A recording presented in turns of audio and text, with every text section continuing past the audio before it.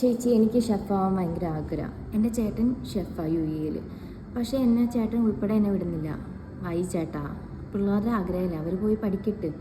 അപ്പോൾ എനിക്ക് തോന്നിയ കാര്യമാണ്, ശരിയാണോ തെറ്റാണോ എന്നറിയില്ല. നമ്മളൊരു പുതിയ ഹോട്ടൽസിൽ ചെല്ലുമ്പോൾ അത്യാവശ്യം കാണാൻ മെനയുള്ളവരാണെങ്കിൽ നമ്മൾ അനിയനും മുന്നേ ഒരു സംസാരം ഉണ്ടാവും.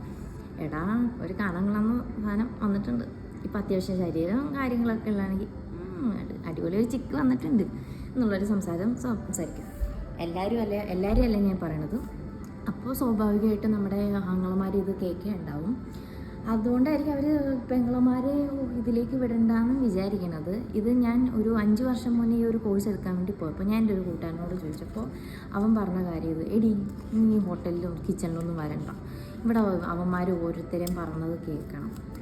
അങ്ങനെ അവൻ്റെ അന്നത്തെ ആ പറച്ചിൽ കേട്ടിട്ട് ഞാൻ ഇത്രയും ലേറ്റായി ഒരു കോഴ്സിന് ചേർന്നവളാണ്.